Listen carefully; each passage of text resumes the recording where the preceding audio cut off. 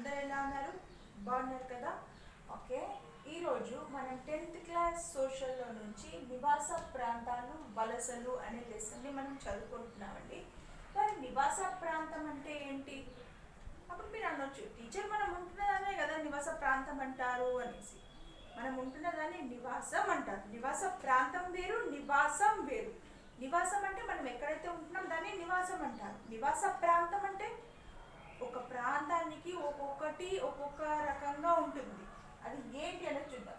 ఒక ప్రదేశంలో, ఇది నిర్వచనం అండి, ఒక ప్రదేశంలో మన నివాస స్థలాన్ని, ఓకేనా, మన నివాస స్థలాన్ని, మన జీవితాలను ఏర్పరచుకున్న పద్ధతినే నివాస ప్రాంతం అంటారు. ఓకేనా, మనం ఉంటున్న నివాస స్థలం, మన జీవితాలు. మరి ఇదేంటి నివాస ప్రాంతం అంటే జీవితాలను కూడా అంటుంది మేడం అని చెప్పేసి మీకు డౌట్ రావచ్చు. ఒకనొక ప్రదేశంలో మనం ఏర్పరచుకున్నటువంటి నివాస స్థలం దేని మీద ఆధారపడి ఉంటుంది? మెయిన్గా భౌగోళిక పరిస్థితి మీద ఆధారపడి ఉంటుంది. దేని మీద ఆధారపడి ఉంటుంది? భౌగోళిక పరిస్థితి పైన ఆధారపడి ఉంటుంది.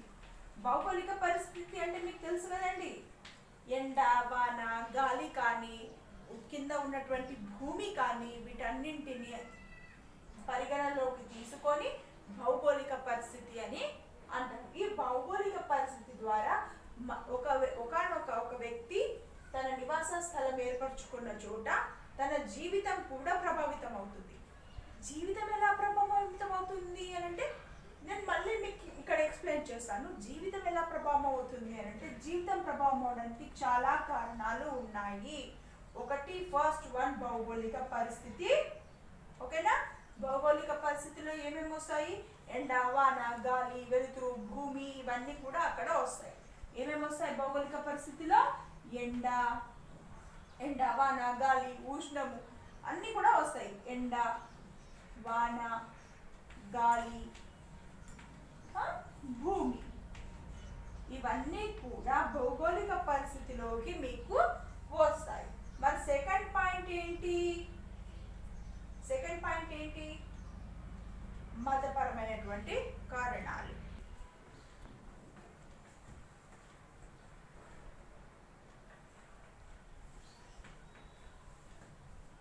థర్డ్ వన్, విద్య. ఫోర్త్ వన్, వైద్యం. ఓకేనా, విద్య, వైద్యం ఇవన్నీ కూడా వస్తాయి. మళ్ళీ ఇంకొకటి ఉందండి, ఫిఫ్త్ పాయింట్, వాణిజ్యం. ఏంటి? వాణిజ్యం. ఓకేనా, ఒక ప్రదేశంలో మన నివాస స్థలాన్ని, మన జీవితాలను ఏర్పరచుకున్న పరిస్థితినే నివాస ప్రాంతం అంటారు అని మనం చెప్పిన. నివాస స్థలం ఏర్పరచుకోవడానికి ఈ 5 కారణాలు చాలా ఇంపార్టెన్స్. భౌగోళిక పరిస్థితి, మతపరమైన, విద్య, వైద్యం, వాణిజ్యం. ఓకేనా, ఇవి 5 పాయింట్స్ మన జీవితాలని కానీ, ఒక వ్యక్తి యొక్క భౌగోళిక పరిస్థితిని కానీ ఏ విధంగా ఇది చేస్తుంది అనేది మనము ఇప్పుడు డిస్కస్ చేద్దాం. భౌగోళిక పరిస్థితి కూడా మానవుని యొక్క నివాసానికి ప్రభావితం చేస్తుందని చెప్పారు. అది ఏ రకంగానే చూద్దాం. ఫస్ట్, హిమాలయాలు ఉన్నాయి కదండి, హిమాలయాలు తీసుకుందాం. హిమాలయాల్లో లడక్ అనే ప్రాంతంలో, ఏంటిది? లడక్ అనే ప్రాంతంలో సుబ్ర అనే ఒక లోయ ఉందండి. సుబ్ర లోయ. ఓకేనా, ఈ సుబ్ర లోయ హిమాలయాల కింద. లోయ అంటే ఏంటి? లోపలికి ఉంటుంది, అంటే దిగువ ప్రాంతంలో. లోయ అంటే ఏంటి? దిగువ ప్రాంతంలో. దేనికి దిగువ ప్రాంతం? హిమాలయానికి దిగువ ప్రాంతంలో లడక్ అనే ప్రాంతం వద్ద సుబ్ర అనే ఒక లోయ ఉంది. సో ఈ లోయలోకి ఏమైతుంది అని అంటే, హిమాలయాలో ఎప్పుడు కూడా మంచు కొండలు ఉంటాయండి. ఇలా మీకైతే తెలిసే ఉంటుంది కదా, చిన్న ఆల్రెడీ B4 క్లాసెస్లో మీరు నేర్చుకొని ఉంటారు. మంచు కొండలు మొత్తం నిండుకొని ఉంటాయి హిమాలయాలలో. హిమాలయాల దగ్గర ఉన్నటువంటి లడక్ అనే ప్రాంతంలో సుబ్ర అనే ఒక లోయ దగ్గర ఈ హిమాలయ మాత్రమే ఇక్కడ నీరు ప్రవహిస్తూ ఉంటుందండి. మిగతా కాలాలలో అంటే వర్షాకాలంలో కానీ చలికాలంలో కానీ చలికాలంలో కానీ ఇక్కడ ఎటువంటి నీరు ప్రవహించదు. నది రూపకంగా కానీ ఒక వాగు రూపకంగా కానీ కాలువ రూపకంగా కానీ ఎప్పుడు కూడా ఇక్కడ వాటర్ అనేది ప్రవహించింది ఉండదు. నీరు ప్రవహించడం ఉండదు. కేవలం ఎండాకాలంలో మాత్రమే ప్రవహిస్తుంది. అలా ఎండాకాలంలో హిమాలయాలలో లడక్ అనే ప్రాంతంలో సుబ్రా లోయ దగ్గర ఈ హిమాలయాలు కరిగి ఒక వాగులాగా ప్రవహిస్తూ ఉంటుంది. ఓకేనా? హిమాలయాలు కరిగి సుబ్రా అనే లోయ వద్ద వాగు ప్రవహిస్తూ ఉంటుంది. ఇప్పుడు ఫర్ ఎగ్జాంపుల్ మీరు ఇంట్లో కూడా ట్రై చేయండి. మనం ఒక ముంత తీసుకొని నీళ్ళు పోద్దాం. ఆ నీళ్ళు ఇట్లా పెట్టి పోద్దాం. అప్పుడు నీరు ఎట్టిపోతుంది? ఇటుపోతుందా? పైకి పోతుందా? కిందికి వస్తుందా? కిందికే వస్తుంది కదా. పైకి పోతుందా? పోదు, కిందికి వస్తుంది. అలాగే హిమాలయాలు కూడా కరిగి ఈ లోయ ప్రాంతం వైపు జారి కిందికి నీరులాగా వాగులాగా ప్రవహిస్తుంది. ఈ వాగుకు ఇరువైపులా కూడా కొంతమంది నివాస స్థలాన్ని ఏర్పరచుకున్నారండి.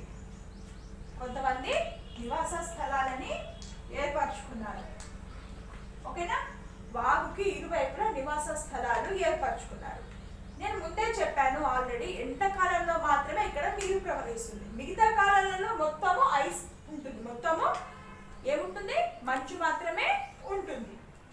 వీళ్ళకి నీరు అవసరం కావాల్సినప్పుడు ఏం చేయాలి అని అంటే, ఒక మంచుని ఒక పాత్రలోకి తీసుకొని దానికి పైన కర్ర కట్టి దాన్ని వేలాడదీసి కింద నిప్పు పెట్టి దాన్ని కరిగించి మరి వీళ్ళు నీళ్ళలాగా యూజ్ చేసుకుంటారు ఈ వాగు పరివార ప్రాంతంలో. మరి ఇక్కడ ఉండేటువంటి ప్రజలు ఎలా ఉంటారు? మీరు సినిమాలలో కూడా చూస్తూ ఉంటారు. ఎప్పుడు చేతికి గ్లౌజెస్, స్వెటర్లు, క్యాప్, షూస్ అన్నీ వేసుకొని ఎప్పుడు వాళ్ళ ఇండ్లలో ఒకటి కార్నర్గా కడతారండి. ఇప్పుడు మన ఇళ్ళలో సెల్ఫ్స్ ఎలా కట్టుకుంటామో అట్లా ఒక సెల్ఫ్ లాగా కడతారు. దాంట్లో ఎప్పుడు 24 hours నిప్పు వెలుగుతూనే ఉంటుంది వేడి జనం కోసం. ఓకేనా? నిప్పు వెలుగుతూనే ఉంటుంది. వీళ్ళు ఎప్పుడు కూడా ఏం చేస్తారు? నీటిని కరిగించి వాడుకుంటారు. మరి వీళ్ళకి మనము తీసుకెళ్ళి మన ఇంట్లో ఎక్కడో ఉన్నటువంటి కూల్ డ్రింక్స్ని తీసుకెళ్ళి వాళ్ళు తాగిస్తే వాళ్ళు తాగుతారా? తాగరు. వాళ్ళకి ఎలాంటి పానీయాలు కావాలి? చాలా వేడిగా ఉండేటువంటి పానీయాలు కావాలి. ఫుడ్ కూడా వేడిగా చేసుకొని ఇమ్మీడియట్గా తినేస్తారు. వాళ్ళు వండుకునే లోపల అది చల్లారిపోతుంటుంది. ఎందుకంటే మొత్తం మంచుతోనే వాళ్ళు కప్పబడి ఉంటుంది. ఎప్పుడు కూడా వాళ్ళ దగ్గర మంచు కురుస్తూనే ఉంటుంది. సో వాళ్ళకి వేడి పానీయాలు అలాంటివి అలవాటు ఉంటాయి. ఒకవేళ కనుక మనం ఆఫ్రికా తీసుకుందాం అనుకుందాం. ఆఫ్రికా మొత్తం ఎలా ఉంటుందండి? ఎడారి ప్రాంతం. ఏంటిది ఇదంతా? ఎడారి ప్రాంతం. ఎడారి ప్రాంతం అంటే దేంతో ఉంటుందండి? ఉసుకతో ఉంటుంది. ఇక్కడ చెట్లు ఉండవు, ఏముండవు. ఒకటి అలవీరా అండ్ ఇంకొకటి ఏదో చెట్టు ఉంది ముళ్ళది, అది ఒకటి మాత్రమే ఇక్కడ పెరుగుతాయి. మిగతా ఏ చెట్లు కూడా పెరగవు. ఇక్కడ 2 చెట్లు మాత్రమే పెరుగుతాయి. అండ్ ఈ హిమాలయాలలో కూడా ఈ నీరు ప్రవహించినప్పుడు మాత్రమే ఇక్కడ కూడా చెట్లు ఉంటాయి. తర్వాత మళ్ళీ ఇక్కడ కూడా ఈ లోయ ప్రాంతంలో చెట్లు అనేది సరిగా కనిపించదంట. మొత్తం మంచుతో కప్పబడి మాత్రమే ఉంటుందంట. అండ్ ఆఫ్రికాలో ఎడారి ప్రాంతం ఉంటుంది. ఇక్కడ కూడా చెట్లు ఉండవు, ఇక్కడ నీరు ఉండదు. ఇక్కడ నీరు ఎందుకు ఉండదు? అతి వేడి ద్వారా ఏమవుతుంది? నీరు ఆవిరైపోతుంది. నీరు ఎలా ఆవిరైపోతుంది అని మీకు డౌట్ రావచ్చు. మీరు ఒక పని చేయండి. ఒక చిన్న గిన్నె తీసుకోండి, దాని నిండా నీళ్ళు నింపండి. ఏం నింపండి? నీళ్లు నింపేసేయండి. నీళ్ళు నింపేసి ఎక్కడైతే మీకు ఎప్పుడు ఎండ పడుతూ ఉంటుందో లేదా మీ ఇంటికి పైన అలా తీసుకెళ్ళి ఆ గిన్నెను పెట్టండి. ఒక 2-3 days తర్వాత వెళ్ళి చూడండి, గిన్నెలో నీళ్ళు ఉంటుందా? ఉండదో. మొత్తం వైట్ అయిపోతుంది. మరి వైట్ ఎందుకు అయిపోతుందంటే మొత్తం అది ఆవిరైపోతుంది. దాంట్లో ఉన్నటువంటి సాల్ట్నెస్ కానీ సున్నం కానీ అవన్నీ ఏమున్నాయో అది కింద వచ్చేసి వైట్గా తయారవుతుంది. నీరు మొత్తం ఎండకి ఆవిరైపోతుంది. ఆవిరైన నీరు ఎట్టిపోతుంది? మళ్ళీ వర్ష రూపంలో మళ్ళీ కిందికి వస్తుంది. అవునా కదా? సో ఈ ఎడారి ప్రాంతం చాలా వేడిగా ఉంటుంది. ఎందుకంటే ఇక్కడ నీరు తక్కువ. ఎక్కడో కొన్ని చోట్ల నీరు కనిపిస్తే దాన్ని ఒయాసిస్ అంటారు. ఇక్కడ ఏమంటారు? ఒయాసిస్ అని అంటారు. ఎక్కడో కనిపించే చిన్న చిన్న మడుగులు, చిన్న చిన్న కాలువల్ని ఒయాసిస్ అని అంటారు. ఇది ఎడారి ప్రాంతం. ఇక్కడ చాలా వేడిగా ఉంటుంది. మరి ఇక్కడ హిమాలయాలో వేసుకునేటువంటి స్వెటర్స్, షూస్ అవన్నీ తీసుకొచ్చి మనం ఎడారి ప్రాంతంలో ఉన్న వాళ్ళకి ఇద్దామా? ఎడారి ప్రాంతంలో ఉన్న వాళ్ళకి ఇద్దామా? ఇవ్వలేం కదా, వాళ్ళు వేసుకోరు. ఎందుకంటే అక్కడ ఆల్రెడీ హాట్గా ఉంటుంది, వేడిగా ఉంటుంది. వీళ్ళు ఏం చేస్తారు, చిన్న చిన్న shorts, banians, sleeveless dresses, cotton dresses వీళ్ళు ఎక్కువగా యూజ్ చేస్తూ ఉంటారు. ఇక్కడ తెలిసింది కదా భౌగోళిక పరిస్థితి అనేది కూడా ఎక్కువగా ఎలా ఉంటుంది అనేది. రైట్, ఇప్పుడు నెక్స్ట్ వచ్చేసి మనము విద్య గురించి మతపరమైన చర్చ చేద్దాం. భౌగోళిక పరిస్థితులు కంప్లీట్ చేసాం. ఇప్పుడు సెకండ్ వన్ మతపరమైన కారణాలు. మతపరమైన కారణాలలో మనం ఏం తీసుకుందాం, మనం నివసించే ప్రాంతాలు ఏవైతే ఉన్నాయో అక్కడ ఏ మతం అయితే ఎక్కువగా అవలంబిస్తారో అటువంటి ఆచారాలు మాత్రమే చేస్తూ ఉంటారు. ఫర్ ఎగ్జాంపుల్ ఇప్పుడు పాకిస్తాన్ తీసుకుందామండి. పాకిస్తాన్లో ఎవరు ఎక్కువగా ఉంటారు? పాకిస్తాన్లో ఎవరు ఎక్కువగా ఉంటారు? ముస్లిమ్స్. ఎవరు ఎక్కువగా ఉంటారు? ముస్లిమ్స్. అవునా కదా? అలా అదే రకంగా మనం నేపాల్ తీసుకుందాం. నేపాల్లో ఎవరు ఎక్కువగా ఉంటారు? బుద్ధిస్ట్. అవునా కదా? బుద్ధిస్టులు ఎక్కువగా ఉంటారు. అవునా కదా? ఇప్పుడు పాకిస్తాన్లో ముస్లిమ్స్ ఎక్కువగా ఉంటారు. అంటే అక్కడ ఏమవుతుంది, ఎక్కువగా ముస్లిమిజాన్ని ఎక్కువగా పాటిస్తారు. మరి ఎందుకు పాకిస్తాన్లో వేరే మతస్థులు లేరా అంటే ఉంటుండొచ్చు, కాకపోతే ఏంటిది ఎక్కువగా ముస్లిమ్స్ అనేది కనిపిస్తూ ఉంటారు. వీళ్ళు వేరే వాళ్ళు తక్కువగా కనిపిస్తారు. నేపాల్, మరి నేపాల్లో వేరే వాళ్ళు లేరా అంటే ఉంటారు, కానీ బుద్ధిస్ట్ అనేది బుద్ధిజం గౌతమ బుద్ధుని వాళ్ళు ఎక్కువగా ఆరాధిస్తూ ఉంటారు. అలాగే జెరూసలేం తీసుకుందాం. ఓకేనా?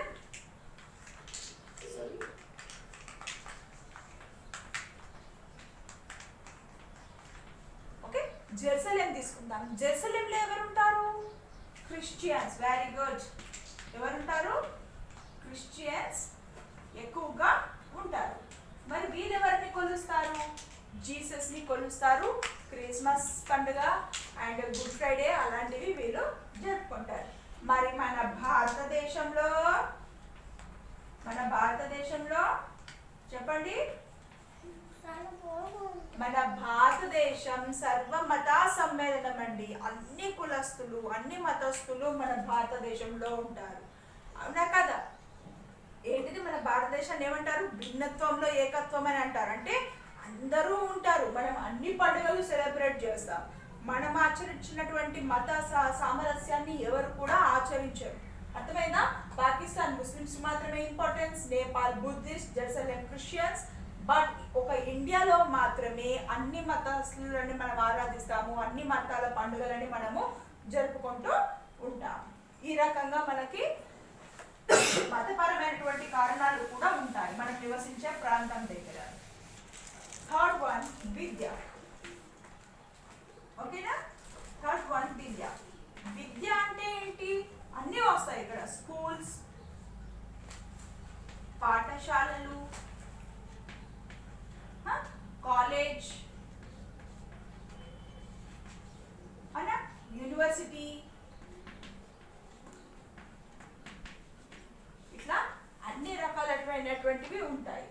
విద్య అనేది ఇప్పటికి కూడా కొన్ని ప్రాంతాలలో ఆచరణలో లేదు అని అంటే మీరు నమ్ముతారా?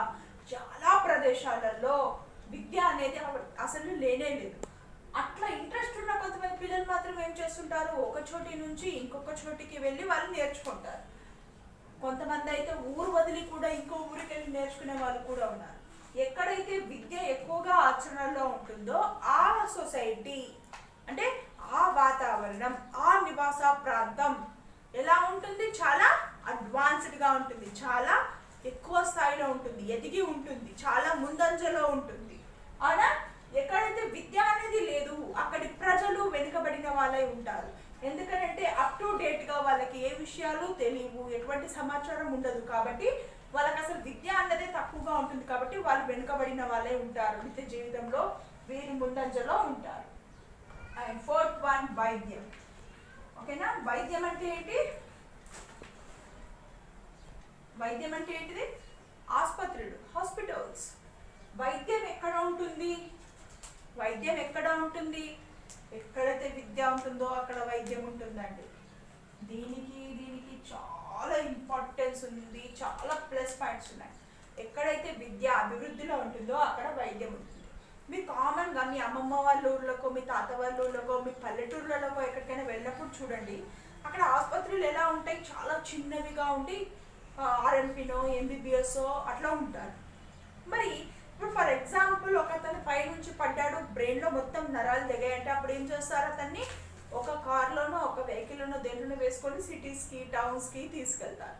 ఎందుకు? మరి వాళ్ళ ఊర్లో వైద్యం లేదా అంటే అక్కడ ఉన్నది చిన్న చిన్న డాక్టర్స్, అంత ఎక్విప్మెంట్స్ ఉండవు, అంతగా అభివృద్ధి చెంది ఉండదు, కాబట్టి వాళ్ళకి అక్కడ వైద్యం కూడా అందుబాటులో ఎక్కువగా ఉండదు. సో వాళ్ళు వేరే ఊరికి వెళ్ళాల్సి ఉంటుంది. ఎక్కడ విద్య ఉంటుందో అక్కడ వైద్యం అందుబాటులో ఉంటుంది. అండ్ వాణిజ్యం అనేది కూడా చాలాగా విద్య మీదనే ఆధారపడి ఉంటుందండి. ఇవి మూడింటిని కూడా మనం అక్కా చెల్లెళ్ళు అని చెప్పొచ్చు. ఈ మూడింటిని కూడా మనము అక్కా చెల్లెళ్ళు అని చెప్పొచ్చు.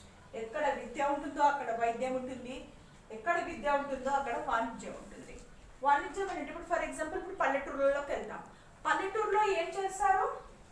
వ్యవసాయం మాత్రమే చేస్తారు, అవునా కదా? ఒకవేళ పట్టణానికి వెళ్తే పారిశ్రామిక రంగం, అవునా కదా? టౌన్స్కి వెళ్తే ఫ్యాక్టరీస్, పరిశ్రమలు, అవునా కదా? పరిశ్రమలు ఇంకా ఎక్కువగా ఉంటాయి. ఈ రకంగా మనం నివసించే ప్రాంతాలని బట్టి ఇవి మనకి కనిపిస్తూ ఉంటాయి. మనం ఏర్పరచుకున్నటువంటి ఒకనొక భౌగోళిక పరిస్థితిలో మనిషి ఉన్నటువంటి మతపరమైనటువంటి కారణాలు కానీ ఇవన్నీ కూడా మనిషి యొక్క జీవనాన్ని ప్రభావితం చేస్తూ ఉంటాయి. ఓకేనా? ఇవన్నీ కూడా మనిషికి ప్రభావితం చేస్తూ ఉంటాయి. ఇంకోసారి చెప్తానండి, మనిషి యొక్క నివాస ప్రాంతం అని అంటే ఎక్కడైతే మన నివాస స్థలాన్ని ఏర్పరచుకుంటామో దాన్ని నివాస ప్రాంతం అని అంటాము. నివాస ప్రాంతం ఏర్పరచుకోవడానికి మనకు ముఖ్యంగా కావాల్సింది ఏంటిది? ఫస్ట్ వన్ విద్యుత్,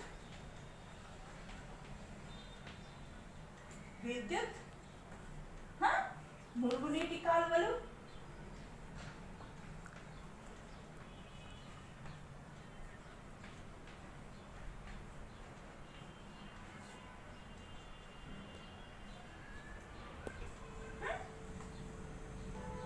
రోడ్లు మరియు భవనాల నిర్మాణం.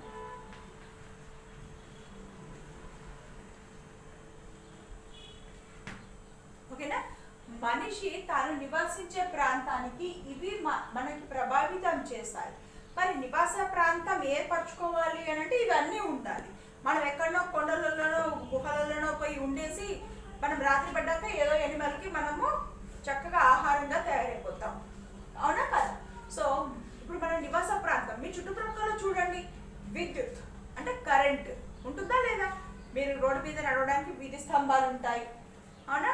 మనం ఇంట్లో మన సఫర్యాలకి వాడినటువంటి కొన్ని వేస్ట్ వాటర్ ఏదైతే ఉందో మురుగునీటి కాలువలుగా ప్రవహించి వాటిని ఎక్కడైతే మనిషి జనసంచారం లేని ప్లేస్ ఎక్కడైతే ఉంటుందో అక్కడికి తీసుకెళ్ళి ఆ వాటర్ అనేది భూమిలో ఇంకిపోయేట్టుగా అవుతుంది.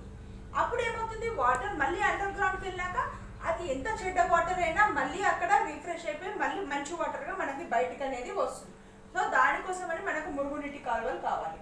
మరి రోడ్లు భవనాలు నిర్మాణం ఏముంటుంది అని అనిపించవచ్చు. ఫర్ ఎగ్జాంపుల్ ఇది ఒక ప్లేస్ అనుకుందామండి, ఇక్కడ ఒక 10 ఇండ్లు ఉన్నాయి. ఇలా అన్ని పెట్టేసుకుంటే మనం పోవడానికి వీలుగా ఉంటుందా? ఉండదు. ఇప్పుడు రోడ్లు ఏం చేస్తాయి?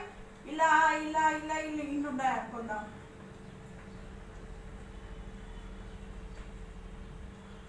అప్పుడు రోడ్ ఎలా వస్తుంది? ఇలా వస్తుంది, అవునా కదా? ఇలా మళ్ళీ ఇక్కడ వెళ్ళడానికి ఇది ఇలా, అవునా కదా? ఇప్పుడు ఒక మంచిగా తిరగడానికి వీలుగా ఉందా లేదా రోడ్కి?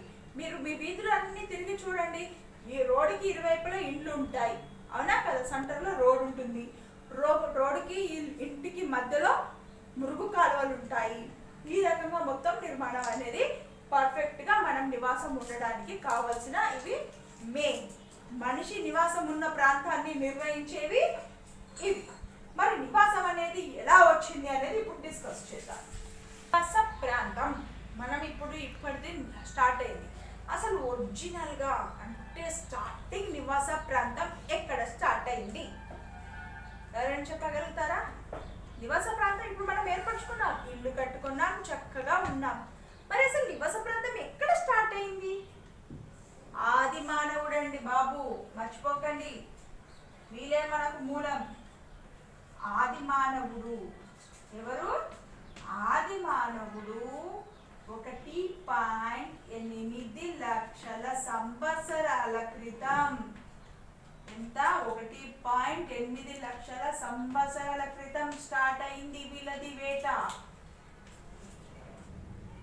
వీళ్ళది ఇల్లు నిర్మించుకొని నివాస ప్రాంతం ఉండడం ఎక్కడ స్టార్ట్ అయింది? ఆది మానవుడు 1.8 లక్షల సంవత్సరాల క్రితం స్టార్ట్ చేశాడు.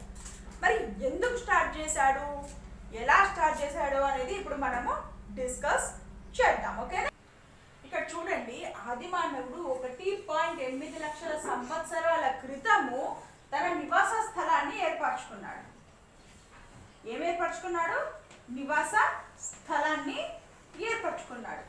మరి తను 1.8 లక్షల సంవత్సరాల క్రితం నివాస స్థలం ఏర్పరచుకున్నాడు అని చెప్తున్నాడు. మరి నివాస స్థలం ఏర్పరచుకోవాల్సిన అవసరం ఆది మానవుడికి ఎందుకు వచ్చింది? అసలు ఏంటి ఆ ప్రాసెస్ ఏంటి అనేది ఇప్పుడు నేను ఒక చిన్న స్టోరీ లెక్క మీకు చెప్తాను. అంటే మీకు ఈజీగా గుర్తుండిపోతుంది. ఎటువంటి క్వశ్చన్స్ ఎగ్జామ్స్లో వచ్చినా మీరు చెడిల్మెంట్ రాసేస్తారు. పూర్వకాలంలో అంటే ఆది మానవుల కాలంలో మనుషులందరూ కూడా అడవిలో నివాసం ఉండేవారండి. పెద్ద పెద్ద చెట్లు ఉంటాయి కదా, ఇంకా పెద్ద పెద్ద చెట్లు ఉంటాయి కదా, చెట్లలో కానీ ఎక్కడన్నా గుహ ఉంటే ఆ గుహలో కానీ పోయి ఆది మానవుడు ఉండేవాడు. తను డేలో అంటే సన్లైట్ ఉన్నంతసేపు ఇష్టం ఉన్నట్టుగా తిరిగేవాడు. ఎక్కడ పడితే అక్కడ తిరిగేవాడు. ఒక ప్లేస్ అని లేదు, ఇది చెట్టు అని లేదు, ఈ పుట్ట అని లేదు, ఏమి ఎక్కడ పడితే అక్కడ తిరగడము, ఏది దొరికితే అది తినేవాడు. చెట్టు మీద ఏదైనా పండు కనిపించిందా అది తినేవాడు. లేదు ఒక జంతువు కనిపించిందా దాన్ని చంపడం, తినేసేయడం, పచ్చిగా అలాగే తినేసేవాడు. ఇదంతా కూడా మీకు హిస్టరీలో వస్తుంది, కానీ ఇప్పుడు మనకి ఇక్కడ అవసరం పడింది కాబట్టి నేను మీకు ఎక్స్ప్లెయిన్ చేస్తున్నాను. పచ్చిది అలాగే. ఫర్ ఎగ్జాంపుల్ ఇప్పుడు మీకు కోడిని, మేకని, ఫిష్ని తింటారు కదా, అవన్నీ మీరు ఇప్పుడు ఫ్రై చేసుకొని మసాలా వేసుకొని తింటారు కదా, అతను మాత్రం డైరెక్ట్ తీయడం, కొట్టేసేసి చంపేసి తినేసేయడం, ఆ రకంగా తినేవాడు. అలా తిరగడం మొదలు పెట్టాక ఇప్పుడు ఫర్ ఎగ్జాంపుల్ ఇక్కడ ఒక డీర్ ఉందండి. ఓకేనా? ఇక్కడ ఒక డీర్ ఉందనుకుందాం. నేను ఏదో గీస్తున్నాను. ఓకే, ఇక్కడ ఒక డీర్ ఉందనుకుందాం. మనిషి ఆ డీర్ దగ్గరికి పరిగెత్తుకుంటూ వెళ్ళి పట్టుకొని వచ్చి తినేంత వరకు అది ఆగుతుందా? రా బగ్గుర్రా నేను వెయిట్ చేస్తున్నాను దాని అంటుందా? లేదు, అది పరిగెడుతుంది. అవునా కదా? మనం పట్టుకోవడానికి వెళ్తే పరిగెడుతుంది. అలా తను పరిగెత్తి దాన్ని దొరికి పట్టుకొని దాన్ని చంపి తినేంత వరకు తను చాలా ఆయాసపడేవాడు. అంటే టైం కూడా వేస్ట్ అయ్యేది. తను చాలా ఏమయ్యేది, మనిషికి చాలా ఆయాసం కూడా వచ్చేది ఆ వేటలో. ఆ తర్వాత ఒకసారి ఏమైందంటే, ఒక ఆది మానవుడు రాళ్ళల్లో, అడవిలో మొత్తం ఏముంటాయి, రాళ్ళు, రప్పలు, చెట్లు, పుట్టలు, ఇవే కదా ఉండేది. అలా నడుస్తూ ఉన్నప్పుడు తన కాలికి దెబ్బ తగులుతుందంట.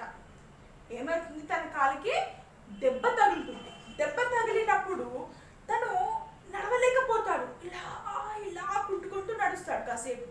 అరే, నా కాలికి దెబ్బ తాకింది కదా, మరి ఏదో రక్తం కూడా వచ్చినట్టుంది, మరి ఇంత నొప్పి నాకు ఎందుకు అయింది అని అక్కడే కూర్చొనిపోయి ఆ రాయిని తీసుకొని చూస్తూ ఉంటాడంట.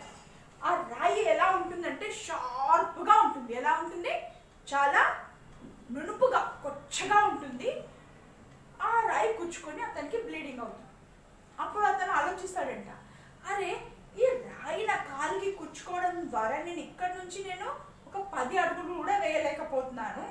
సో ఈ రాయి పట్టి నేను ఏ జంతువునైతే చంపాలనుకున్నానో ఉన్న చోట నేను విసిరితే కనుక దానికి దెబ్బ తగిలి అది నడవలేదు కదా, అప్పుడు నాకు వేట ఈజీగా అవుతుంది కదా అని అలాంటి రాళ్ళని వెతికి సేకరించడం మొదలుపెట్టాడు. సేకరించి ఇక్కడ జంతువు ఉంటే దాన్ని చూసి గురి చూసి కొట్టడం, అది కింద పడిపోగానే వెళ్ళి తీసుకొచ్చి మళ్ళీ సేమ్ పచ్చి మాంసాన్ని తినడం మొదలుపెట్టాడు. మొదలుపెట్టాక ఒకనొకప్పుడు ఏమైంది, మళ్ళీ ఇలాగే కూర్చొని ఇంకొక మానవుడు ఏం చేశాడు, రాళ్ళు ఉంటాయి కదా, 2 రాళ్ళు తీసుకొని రాయికి కొట్టుకుంటూ ఆడుకుంటూ కూర్చున్నారు. వాళ్ళకి ఏమైనా సినిమాలా ఫోన్లా ఏముంటాయి, అప్పుడు ఏమీ లేవు. కొట్టుకుంటూ ఇట్లా ఇట్లా ఇట్లా ఇట్లా కొట్టుకుంటూ ఆలోచించుకుంటూ కూర్చున్నాడట. కూర్చోగానే అన్ని ఎండిపోయిన పొదలు ఆకులు ఉన్నాయి కింద. సో ఆ రాళ్ళని బట్టి ఇట్లా ఇట్లా కొట్టుకుంటూ టైం పాస్ చేసుకుంటూ ఆడుకుంటూ కూర్చున్నాడు. కూర్చోగానే అలా కొట్టగానే ఏమైంది, దాంట్లో నుంచి ఫైర్ వచ్చింది. ఫైర్ వచ్చి అది కింద పడింది. కింద పడగానే ఏమైంది, ఆకులన్నీ ఎండిపోయిన ఆకులు ఏమవుతాయి, ఒకదానికి ఒకటి నింపట్టుకొని పెద్ద నిప్పు ఏర్పడగానే అతను చాలా భయపడిపోయి దూరం పారిపోయి ఆలోచిస్తాడు ఏమైంది దీనికి, ఎందుకు ఇలా అయింది అని. ఆ తర్వాత ఆకులన్నీ కాలిపోయాక తను వెళ్ళి దగ్గరికి వెళ్ళి చూస్తాడు. అదంతా కూడా బూడిదలాగా తయారైపోతుంది. ఆ తర్వాత అందులో ఉన్నటువంటి చిన్న చిన్న ఎనిమల్స్ అవన్నీ కూడా ఆ నిప్పుకి కాలిపోతాయి. కాలిపోయినప్పుడు అలా కాలిపోయినటువంటి ఒక కుందేలు, ర్యాబిట్, మనం ఏమంటాం ర్యాబిట్, అలా కాలిపోయినటువంటి ఒక కుందేలుని తను తీసి తింటాడు. తిన్నప్పుడు ఆ టేస్ట్లో అతను ఏదో తేడాన్ని గ్రహిస్తాడనమాట. ఏంటిది, నేను కుందేలు ఎప్పుడు ఇట్లాగే తిన్నాను, ఒక టేస్ట్ వచ్చింది, అండ్ ఇప్పుడు ఇదేదో బండలో నుండి వచ్చింది, ఇది కాలిపోయిన ఇవన్నీ ఏమో అయింది, వేడివేడిగా ఉంది, అండ్ ఈ టేస్ట్ కూడా చాలా బాగుంది అనేసి అనుకుంటాడు. అనుకొని అప్పటి నుండి ఏం చేస్తాడు, వేటాడినటువంటి జంతువుని తీసుకొచ్చి కొన్ని ఆకులు అలమలు అన్నీ అమర్చి వాటిలో ఆ జంతువుని పండబెట్టి బండని కొట్టి నిప్పు వేసి కాల్చి తినడం అలవాటు చేసుకున్నారు. కాల్చి తినడం అలవాటు చేసుకున్నాక అది ఒక్కొక్కసారి మాడిపోయేది. ఇలా మాడిపోకుండా కొంచెమే కాల్చి కొంచెం తిన్నాము అంటే రావట్లేదు అని అప్పుడు ఏం చేశాడు, 2 కర్రలని భూమిలో పాతి ఇక్కడ ఒకటి పైన ఇంకొక కర్ర పెట్టి దీనికి తాడుని కట్టి, 2కు ఈ రేపుల తాడుని కట్టి ఇక్కడ తాను చంపినటువంటి ఎనిమల్ని కట్టేసి కింది నుండి ఫైర్ పెట్టడం మొదలుపెట్టాడు. మీరు ఇప్పుడు కొంతమంది తింటారు కదా హాఫ్ బాయిల్ ఎగ్, అలా ఓకేనా, half boil egg, half boil cooking, half boil vegetables ఇట్లా ఉంటాయి కదా, ఆ రకంగా నిప్పు కింద పెట్టి కాల్చడం మొదలుపెట్టి ఇది మొత్తము మాడినట్టుగా అవ్వగానే, అంటే కాలినట్టుగా అవ్వగానే ఆ మాంసాన్ని తీసి తినడం మొదలుపెట్టాడు. సో ఇప్పుడు చాలా మంది, ఇప్పుడు 1-2 ఉండరు కదా, చాలా మంది ఆది మానవులు ఉండేవారు. ఓకేనా, చాలా మంది ఆది మానవులు ఉన్నారు. అందరూ కూడా జంతువులను వేటాడడం తీసుకురావడం తినడం, జంతువులను వేటాడడం తీసుకురావడం తినడం, ఇలా అయిపోయేసరికి వాళ్ళకి ఒకటి అనిపించిందంటే ఏంటి ఎప్పుడు ఇదే నా జంతువులను వేటాడడం తినడం చేయడం ఇదే అయిపోతుంది. అండ్ ఇంకొక విషయం, ఇప్పుడు మనం ఏం చేస్తాం సొసైటీలో ఈ జనరేషన్లో ఒక మగాడు ఒక ఆడది మాత్రమే పెళ్లి చేసుకుంటారు. ఆ జనరేషన్లో అలా ఉండేది కాదు. ఇంటి ఆధిపత్యం మొత్తం ఇప్పుడు మగవాళ్ళు తీసుకుంటారు, ఆడవాళ్ళు ఇంటి పట్టున ఉంటారు, అవునా కదా. అప్పుడు వేటకు వెళ్ళేది ఆడవాళ్ళండి. వేటకు ఎవరు వెళ్ళేవాళ్ళు, ఆడవాళ్ళు వెళ్ళేవారు. ఇంటి పట్టున మగవాడు ఉండేవాడు, వంట చేసుకుంటూ ఇంటి కార్యకలాపాలు అన్నీ చేసుకుంటూ మగవతాడు ఇంట్లో ఉండేవాడు. ఈ ఆడవాళ్ళు ఎవరైతే ఉందో వేటకు వెళ్ళేవారు. అయితే అలా వేటకు వెళ్ళినప్పుడు ఒక ఆమె, అండ్ మరి డెలివరీ అయితే ఎలా, పిల్లలు పుట్టినప్పుడు ఎలా అంటే ఆ పిల్లలని కూడా వీపుకి వెనకాల పెట్టుకొని వాళ్ళ చీరతోనో ఆకులతోనో ఇట్లా కట్టేసి వాళ్ళ పిల్లల్ని కూడా వెంట తీసుకొని వెళ్ళేవారు. అలా ఒకసారి ఒక లేడీ అలా వేటకు వెళ్ళినప్పుడు ఏమవుతుంది అని అంటే ఆ బేబీ ఏదైతే ఉందో వెనకాల ఉన్నటువంటి బేబీ కింద పడిపోతుంది. ఆ బేబీ ఏమవుతుంది, కింద పడిపోతుంది. పడిపోయినప్పుడు ఒక పులి వచ్చి ఆ పాపను తినేస్తుంది. ఆ పులి వచ్చి ఆ పాపను తినేస్తుంది దాని తల్లి ముందు. తన తల్లి ముందు ఆ పాపని తినేస్తుంది పులి. తినేయగానే వాళ్ళ మమ్మీ ఏం చేస్తుంది అంటే, వాళ్ళ మదర్ ఏం చేస్తుంది, ఆది మానవుడి యొక్క అటువంటి భార్య ఏదైతే ఉందో పోయి తన భర్త కాలు పట్టుకొని చాలా ఏడుస్తుందంట. ఇప్పటి నుంచి వేటకి మేము స్త్రీలము వెళ్ళము, మీరు పురుషులు మాత్రమే వెళ్ళి వేట చేయండి, మేమే వంట వండి పిల్లలను చూసుకుంటూ ఇంట్లో ఉంటాము అని చెప్తారు. అక్కడ వాళ్ళు చేసిన పద్ధతి ఇప్పటికీ మనము అదే అవలంబిస్తున్నారు. ఏంటిది, ఆడవాళ్ళు ఇంటి పట్టున ఉండడము, మగవాళ్ళు ఉద్యోగాలకి వెళ్ళడం. సో అలా ఆడవాళ్ళు ఇంట్లో ఉండేవాళ్ళు, మగవాళ్ళు వెళ్ళేవారు. సో వీళ్ళకి ఒక నివాస ప్రాంతం అంటూ ఏమీ లేదు. ఎప్పుడు జంతువులను తినడం ఇదే సరిపోయేది. అయితే ఒకసారి ఒక మానవుడు ఎక్కడికో వెళ్తున్నప్పుడు ఏదో విత్తు దొరికిందంట, ఒక పండు దొరికింది. ఆ పండుని తిన్నాడు, పోలేదు. ఆ పండుని తీసుకొచ్చి ఏం చేశాడు, ఇట్లా పడేశాడు. పడేసినప్పుడు ఏమైంది, దాంట్లో ఉన్నటువంటి విత్తులతోని అక్కడ ఒక చెట్టు మొలిసిందంట. మొలవగానే అతను అనుకున్నాడంట, నేను పండే వేశాను, మరి ఇదేంటి ఒక చెట్టు వచ్చింది అనుకున్నాడట. కొన్ని రోజులకి దానికి పండు వేయడం స్టార్ట్ అయింది. ఓహో, ఇలా ఉందా పద్ధతి అని అప్పుడు వాళ్ళు ఏం చేశారు, వ్యవసాయాన్ని మొదలుపెట్టారు. ఏంటిది, ఇందులో నుంచి కొంతమంది వ్యవసాయానికి, కొంతమంది వేటకి డివైడ్ అయ్యారు. ఏంటిది, కొంతమంది వ్యవసాయానికి, కొంతమంది వేటకి డివైడ్ అయ్యారు. ఈ వ్యవసాయం ఎట్లా చేసేవారు, ఇప్పట్లెక్క నాగళ్ళు అవి ఇవి అన్నీ ఏమీ లేవు. పోడు వ్యవసాయం చేశారండి. ఏ వ్యవసాయం, పోడు వ్యవసాయం. ఆ మానవులు ఏం చేశారు, పోడు వ్యవసాయం. పోడు వ్యవసాయం అంటే ఏంటిది, ఇక్కడ ఒక కొంత ప్లేస్లో వాళ్ళు విత్తనాలు చల్లి వ్యవసాయం చేశారు. ఆ పంట చేతికి వచ్చేంత వరకు మాత్రమే ఈ ప్లేస్లో ఉండేవారు. మళ్ళీ తర్వాత వాళ్ళు అంటే మళ్ళీ వేరే దగ్గరికి షిఫ్ట్, మళ్ళీ ఇక్కడ వ్యవసాయం, మళ్ళీ ఇక్కడ పంట చేతికి రాగానే మళ్ళీ ఇక్కడికి వచ్చేసి మళ్ళీ ఇక్కడ వ్యవసాయం. ఈ రకంగా చేయడం మొదలుపెట్టారు. అలా తిరుగుతూ వ్యవసాయం చేస్తున్నప్పుడు వాళ్ళకు ఒక ఐడియా వచ్చింది. ఈ రాళ్ళు వేసి మనం ఎనిమల్స్ని చంపాం కదా, జంతువులను వేటాడి చంపినాం కదా, సో మనం వ్యవసాయానికి కూడా ఎందుకు ఉపయోగించొద్దు అని చెప్పేసి ఒక పంట పండగానే ఆ రాయితో వాళ్ళు తవ్వి ఆ భూమిలో ఉన్నంత మొత్తం కలుపుని తీసేసి మళ్ళీ విత్తనాలు వేయడం మొదలుపెట్టారు. ఆ రకంగా కాలక్రమేణా వాళ్ళు నాగళ్ళని, అవని ఇవన్నీ, కట్టెవి, కర్రవి, చాలా అన్ని పనిముట్లు తయారు చేసుకున్నారు. ఇప్పుడు ఒకటే చోట వాళ్ళు ఉండడానికి, వ్యవసాయం చేయడానికి ఏర్పడింది కాబట్టి వాళ్ళు అనుకూలంగా ఉండడానికి అక్కడ నివాస స్థలం అనేది ఏర్పాటు చేస్తున్నారు. వాళ్ళ పిల్లలకి, వాళ్ళ పిల్లలకి వాళ్ళ రక్షణ కల్పించడానికి ఇల్లు అనేది కట్టడం మొదలు పెట్టారు. అడవిలో దొరికేటువంటి కట్టెను, మట్టిని తీసుకొచ్చి కట్టెలన్నింటిని పాతి వాటికి మట్టిని కొట్టి ఇల్లు కట్టడం అనేది మొదలు పెట్టారు. ఎక్కడైతే వాళ్ళు వ్యవసాయం చేస్తారో అక్కడే వాళ్ళ ఇల్లు ఉండేది. ఈ రకంగా వాళ్ళు నివాస స్థలం ఏర్పాటు అనేది అక్కడి నుండి మొదలైందండి. మీకు అర్థమైందా ఇప్పుడు అందరికీ? రైట్, ఇప్పుడు మీకు ఈ లెసన్ అంతా అర్థమైంది కదండి. ఇప్పుడు నివాస ప్రాంతం అనేది ఎక్కడ మొదలైంది, ఎలా మొదలైంది, వాళ్ళు చేసిన పద్ధతులు ఏంటి అనేది చాలా క్లియర్గా మీకు చెప్పాను. యాక్చువల్గా ఇది మొత్తం హిస్టరీలో వస్తుంది, కానీ మీకు ఇక్కడ ఈ పాయింట్ అనేది క్లియర్గా అర్థం అవడానికి నాకు ఇది మొత్తం చెప్పాల్సి వచ్చింది. మీకు అందరికి అర్థమైంది కదండి క్లియర్గా? So good. ఇప్పుడు నేను మళ్ళీ ఈ జనరేషన్లో కూడా మన నివాస స్థానాలు అనేటివి మారుతూ ఉంటాయి. అవి ఎందుకు మారుతాయి, ఏంటి, ఎలా మారుతాయి, ఏ సందర్భంలో మారుతాయి అనేది మనం నెక్స్ట్ క్లాస్లో నేర్చుకున్నాము.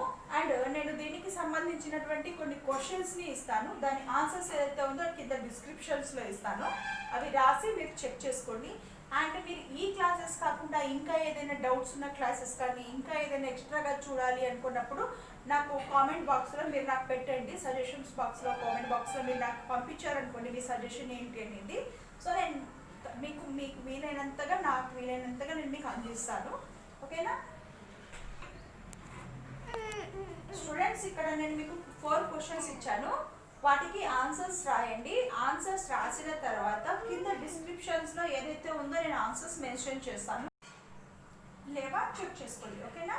ద ఫస్ట్ క్వశ్చన్, మానవుడి జీవనం దేనిపై ఆధారపడి ఉంటుంది? ఓకేనా? మానవుడి జీవనం దేనిపై ఆధారపడి ఉంటుంది? సెకండ్ వన్, హిమాలయ ప్రాంతంలో నదులు ఎక్కువగా ఏ కాలంలో ప్రవహిస్తాయి? థర్డ్ వన్, నివాస స్థలం మొదటగా ఆచరణలో పెట్టింది ఎవరు? ఓకే, నివాస స్థలం మొదటగా ఆచరణలో పెట్టింది ఎవరు? ఫోర్త్ వర్డ్, లడఖ్లో గల లోయ పేరు ఏమిటి? ఓకే, లడఖ్లో గల లోయ పేరు ఏమిటి? స్టూడెంట్స్, ఈ ఆన్సర్స్ అన్నీ కూడా మీరు ఒక నోట్బుక్లో రాసుకొని చెక్ చేసుకోండి. తర్వాత డిస్క్రిప్షన్స్లో ఉన్న ఆన్సర్స్తోని మీరు టాలీ చేసుకోండి, ఎంతగా కరెక్ట్గా వచ్చింది ఎంతగా రాలేదని చూసుకోండి. అండ్ మీ సజెషన్స్ అవన్నీ కూడా నాకు కంపల్సరీగా ఇస్తారని నేను ఆశిస్తాను. Thank you.